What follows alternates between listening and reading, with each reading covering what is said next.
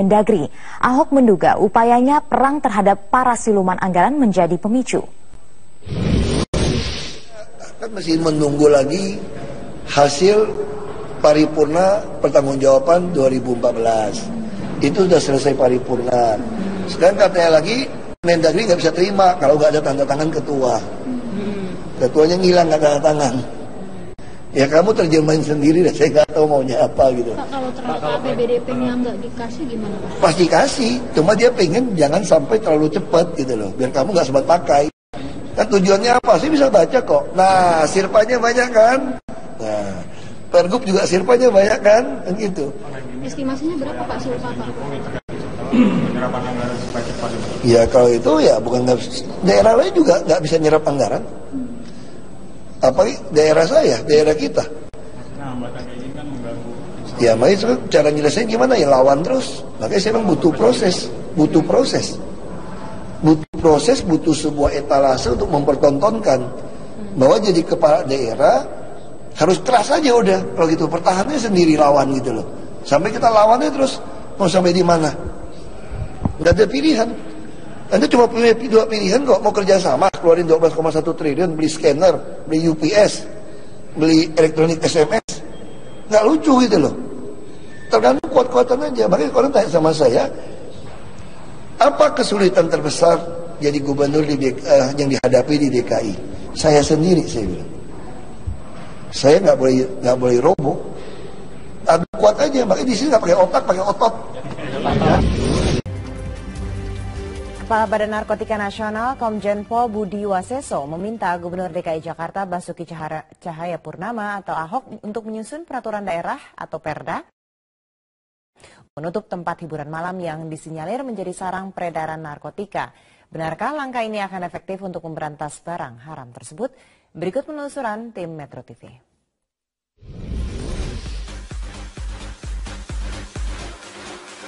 Tempat hiburan malam disinyalir menjadi lokasi transaksi narkoba.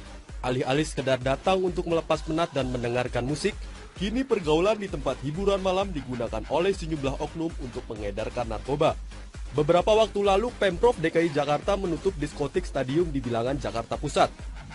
Penutupan dilakukan setelah seorang anggota kepolisian tewas di diskotik tersebut dan diduga akibat menggunakan narkotika. Untuk membahas peredaran narkoba di tempat hiburan malam, Kepala Badan Narkotika Nasional atau BNN Komjen Budi Waseso secara khusus datang menemui Gubernur DKI Jakarta Basuki Cahayapurnama atau Ahok. Secara khusus ia meminta Ahok menyusun peraturan daerah atau Perda sebagai payung hukum untuk menutup tempat hiburan malam yang digunakan sebagai tempat peredaran narkotika. Menurutnya pengelola tempat hiburan malam adalah pihak yang paling bertanggung jawab terhadap kegiatan dan segala bentuk pelanggarannya. Nanti kita lihat justru itu yang menjadi evaluasi kita bersama, termasuk yang tadi saya bicarakan dengan Pak Gubernur, artinya langkah-langkah penindakan, artinya dikala tempat-tempat ini ternyata digunakan untuk sarana peredaran, ya bila perlu ditutup. Ya, ini kan baru wacana. Ya, nanti kita lihat, kita evaluasi, karena kan ada kewajiban-kewajiban di pemilik-pemilik atau pengelola tempat hiburan itu untuk menjaga, mencegah daripada peredaran narkoba itu sendiri. Ya, nah, sehingga ini harus ada tanggung jawabnya. Memang diperketat kok, ini harus dibedakan diskotik dan orang main narkoba. Hal senada diungkapkan oleh pihak DPRD DKI Jakarta. Selain mendukung rencana penutupan tempat hiburan malam, DPRD DKI Jakarta juga menyarankan Pemprov DKI Jakarta mengatur kembali jam operasional tempat hiburan malam khususnya diskotik. DPRD dalam hal ini lagi membentuk Raperda pariwisata. Nah, teman-teman balik ini banyak mendapat masukan dari masyarakat tentang jam-jam hiburan yang sudah diatur yang sebelumnya. Tapi kemudian kita ketahui bahwa para pengusaha-pengusaha hiburan itu sangat tidak patuh tentang peraturan daerah, peraturan gubernur yang sudah dikeluarkan.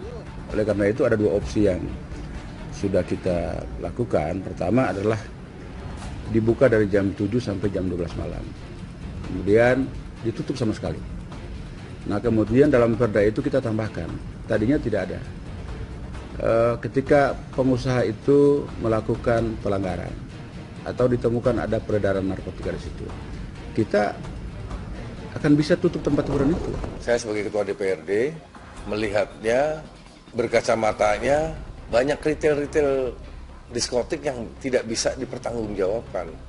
Misalkan weekend minggu lalu saya mencoba, saya datang ke beberapa tempat hiburan, salah satunya di dekat Anggrek Mall itu, wah kok bebas sekali. Satu, peredarannya kayak begitu, orang gedek semua.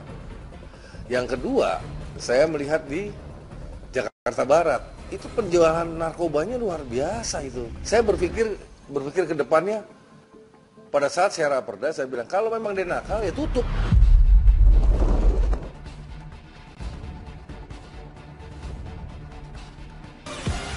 Ketua Asosiasi Pengusaha Tempat Hiburan Malam Indonesia Adian Maulite menyatakan kesetujuannya terhadap wacana penutupan tempat hiburan malam di Jakarta.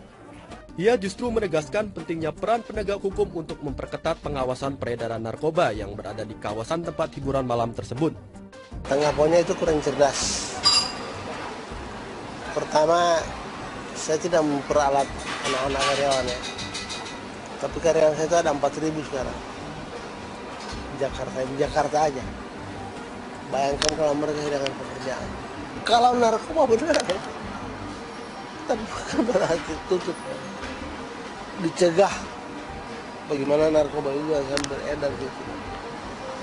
Kalau itu saya oke, setuju saya. Karena narkoba itu sudah melampaui batas peredarannya. Makanya saya minta supaya teman-teman dan kepolisian lebih tegas, lebih serius melakukan tindakan itu. Badan Narkotika Nasional atau BNN mencatat kasus peredaran dan penggunaan narkotika paling banyak terjadi di Jakarta, yakni sebanyak 11.262 kasus. Dari jumlah tersebut, sebanyak 6.294 kasus adalah pengedar dan 4.970 adalah pengguna. Sebetulnya kan cuma saya mau mengatur jam tutupnya, jam buka ada jam tutup. Untuk apa? Untuk mengurangi, meminimalis masalah peredaran narkoba. Kalau kita nangkap orang narkoba di diskotik percuma, Mas. Bagaimana kita menangkap jaringan narkotik masuk ke diskotik? Itu yang sekarang kita sedang membantu kepolisian atau membantu pemerintah provinsi, DPRD buat terobosan seperti ini. Tujuannya baik. Kalau pengusahanya benar, saya rasa dia nggak takut kok. Tapi karena ini banyak yang nggak benar juga, nah inilah mereka kegalauan mereka mencari satu kekuatan di luar jaringan itu. Ya saya sih, selama saya menjadi anggota ketua DPRD nanti saya akan lawan itu. Dengan banyaknya ditemukan penyalahgunaan dan peredaran narkoba di kawasan tempat hiburan malam di Jakarta, dalam hal ini aparat penegak hukum harus lebih intensif merazia sejumlah diskotik yang patut dicurigai sebagai ajang pesta narkoba. Jika nantinya ditemukan adanya tindak pelanggaran tersebut, seharusnya ada ganjaran yang diterima bukan hanya dari pengguna dan pengedar, tetapi juga kepada pemilik tempat hiburan malam tersebut. Bayu Nur Cahyo, Ade Permana, Metro TV. DPRD DKI Jakarta akan membatasi jam operasional hiburan malam lantaran terbukti menjadi sarang peredaran narkotika. Benarkah langkah ini efektif untuk mengurangi dampak dari peredaran dan transaksi narkoba? Berikut pendapat sejumlah warga Jakarta. Hiburan malam menurut saya antara jam 1 atau jam 2 malam sih. Baik jam 4 pagi atau jam 5 pagi. Saya sebagai anak muda gitu, kita biasanya jam 11 baru keluar gitu sih. Kalau misalnya mau dibatasin, ya mungkin sekitar jam 3, jam 2 paling ya. Sebenarnya nggak setuju sih ada pembatasan jam malam. Enggak, kalau saya nggak setuju. Nggak setuju. Kalau buat saya pribadi sih transaksi narkoba nggak harus di tempat hiburan malam sih. Bahkan di gang kecil perumahan padat penduduk pun itu bisa terjadi gitu. Sebenarnya enggak juga sih, karena jam malamnya yang harus kita pergunakan. Kenapa nggak langsung kita cari kepala-kepalanya? Ya toh, dari mungkin dari bagian-bagian kecilnya itu bisa berentet ke atas. Nah, pertanyaannya berani apa tidak? Apa reaksi para pengusaha setelah pemerintah mengeluarkan paket ekonomi kebijakan jilid 3? Informasinya sesaat lagi.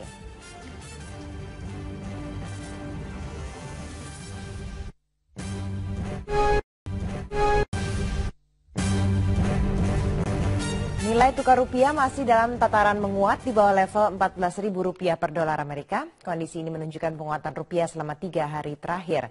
Pada pembukaan perdagangan hingga pukul 16 waktu Indonesia Barat di pasar spot, data Bloomberg mencatat rupiah berada di level Rp13.887 per dolar Amerika.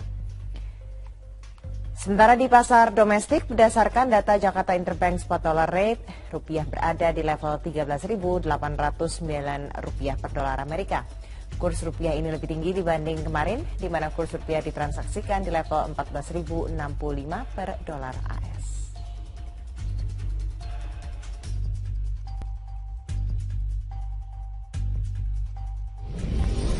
Pemerintah telah mengeluarkan paket deregulasi kebijakan tahap ketiga. Paket kebijakan ini bertujuan meningkatkan daya beli masyarakat sehingga diharapkan bisa menyelesaikan permasalahan ekonomi jangka pendek. Tidak sampai 1 bulan pemerintah sudah mengeluarkan 3 paket kebijakan ekonomi. Paket kebijakan pertama hingga ketiga berusaha menjawab permasalahan pengusaha besar hingga pelaku usaha kecil, mikro, dan menengah. Pemerintah juga mencoba lebih konkret dengan kebijakan yang bisa meningkatkan daya beli masyarakat. Ketua Umum Asosiasi Pengusaha Indonesia atau APindo, Haryadi Sukamdhani mengapresiasi paket kebijakan yang dikeluarkan pemerintah tersebut. Menurutnya, paket ini memberikan stimulus positif dalam meningkatkan daya beli masyarakat. Kita harapkan juga terus juga untuk menjaga daya beli juga udah direspons dengan rencana menurunkan BBM, TDL dan sebagainya. Terus juga udah direspons juga mengenai masalah ketenaga kerjaan untuk supaya nanti upah minimumnya itu harus realistis, tidak bisa kenaikan upah minimum itu menimbulkan justru kontraproduktif ya. Masukan-masukan udah jadi. Terus juga mengenai insentif untuk industri yang mulai melakukan hilirisasi, menggantikan import, itu juga udah berjalan. Jadi artinya kebijakan yang kita usulkan sudah ditampung oleh pemerintah dan sudah direspons positif. Nah, yang problemnya yang kurang adalah kecepatannya. Sementara itu, Wakil Ketua Umum Kadin Indonesia Bidang Industri Pengolahan Makanan dan Komoditas Strategis, Huan Permata Adu, mengharapkan agar paket kebijakan tahap 3 yang dikeluarkan oleh pemerintah dapat menjawab permasalahan ekonomi dalam jangka pendek di tanah air. Berharap deregulasi tahap 3 ini lebih operasional. Ya, kalau kemarin kan sifatnya makro. Ya, kita berharap lebih operasional dan ada kepastian. Kalau kita bicara deregulasi, kita mau ngomong jangka pendek ini berapa lama? Ngomong setahun atau 2 tahun. Kalau persepsi dari masyarakat atau para ekonom melihat Indonesia, penurunan ini terjadi selama 2 tahun. Kalau 2 tahun berarti multiplier efek dari kebijakan ini kita harapkan 2 tahun dampaknya.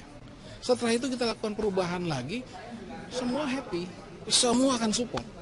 Nah itu yang namanya otomatis mempunyai dampak positif terhadap sebuah kebijakan.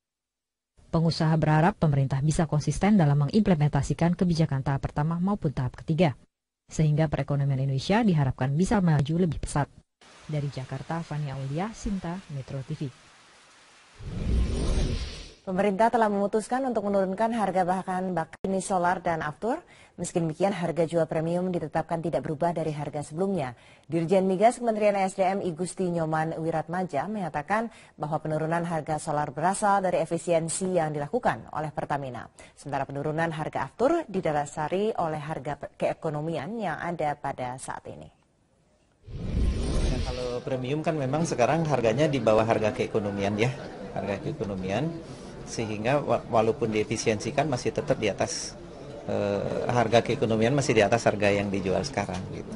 Sehingga harga premium tetap. Sedangkan aftur kan dijual di harga keekonomian. Jadi dengan Pertamina melakukan berbagai efisiensi itu masih bisa turun gitu. Informasi tadi menutup perjumpaan kita dalam Prime Time News. Tetaplah bersama kami, Widya Saputra akan hadir dalam Trending Topik sesaat lagi.